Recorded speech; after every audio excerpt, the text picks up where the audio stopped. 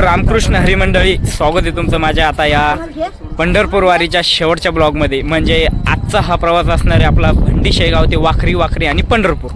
या प्रवासामध्ये मी तुम्हाला आज सुद्धा आपल्या वारकऱ्यांचा सर्व आनंदमय टाळ मृदुंगाच्या गात्रामध्ये चालत असलेला हा वारीचा सोहळा मी आज सुद्धा तुम्हाला दाखवणार आहे. आणि आज म्हणजे आम्ही आज पंढरपूरमध्ये जाणार आहे, त्यानंतर भीमा नदीमध्ये आंघोळ करणार आहे. अजून सुद्धा आम्ही कोणीही आंघोळ केलेल्या नाहीये.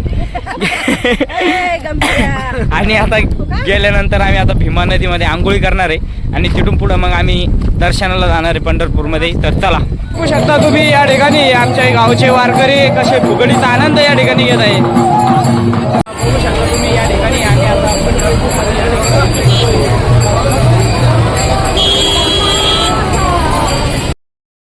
फायनली आम्ही आता पंढरपूरमध्ये पोहोचलेलो आहे आणि आता जाणार आहे आम्ही भीमा नदीवर आंघोळी करण्यासाठी.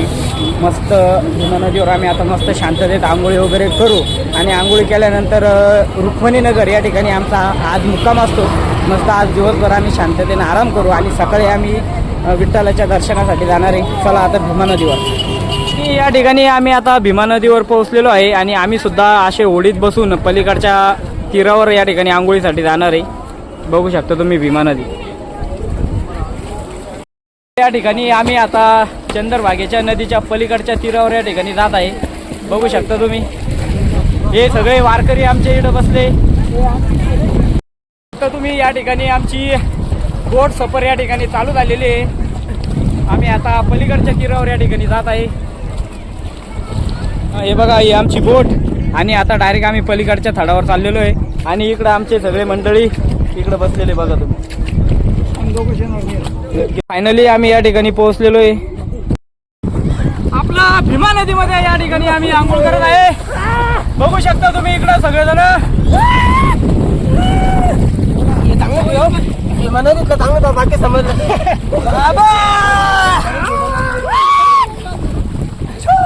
अलीकडे या पलीकडे.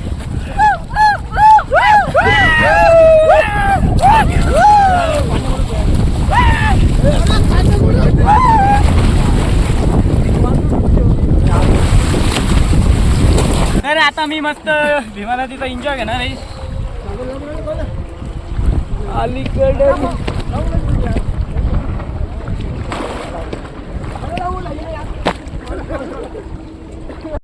या ठिकाणी आम्ही आता सगळेजण आंघोळी वगैरे करून इकडं आम्ही आता आमच्या नावेची वाट बघतोय.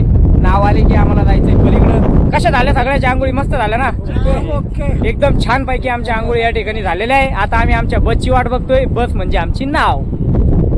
आणि बघू शकता तुम्ही आम्ही आता आंघोळी वगैरे करून सगळेजण बसले. कोण कोण राहिलं बसायचं. आणि हे दोघं जण पहिले येताना शूटमध्ये आले नव्हते, यांनी आता जागा चेंज केली मोरे मामानं.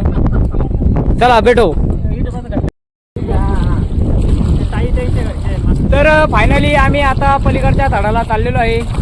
बघू शकता तुम्ही या ठिकाणी आम्ही आंघोळी वगैरे करून आता पलीकडच्या दिशेला जात आहे.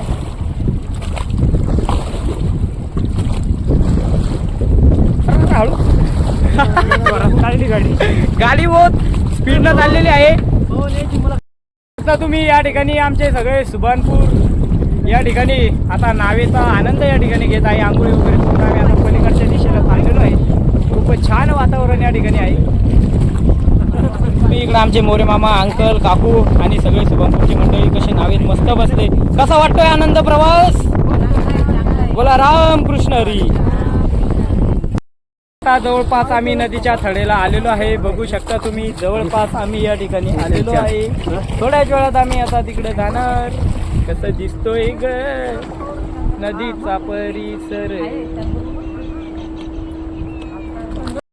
या ठिकाणी आम्ही आता पलीकडच्या थडाहून अलीकडच्या थडाला या ठिकाणी पोहोचलेलो आहे. सुखरूप प्रवास झालेला आहे आमचा. जाणं येणं एकदम मस्त आणि खूप आनंद वाटला आम्हाला भीमा नदीमध्ये प्रवास करून. खूप खूप धन्यवाद. सुखरूप या माऊलीनं आम्हाला या ठिकाणी पोहोचवलं. हे दादा आणि आचार्याची गोष्ट आणि वडील आणि लोक हे दोघं जण हा बिझनेस करतात. सांगायचं म्हणजे पलीकडच्या थडालाच त्यांची जमीन आहे, पण तरी सुद्धा हा बिझनेस ते वारकऱ्यांची सेवा या ठिकाणी करतात. पांडुरंग त्यांना खूप खूप आशीर्वाद देव. धन्यवाद माऊली. जय हरी. जय हरी.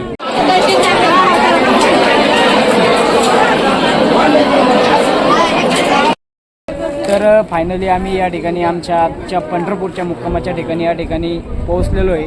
आणि आता आम्ही मस्तपैकी आराम करणार आहे. आणि मी अगोदर सांगितल्याप्रमाणे उद्या आम्ही या ठिकाणी दर्शनाला जाणार आहे. तर चला, तोपर्यंत रामकृष्ण आहे.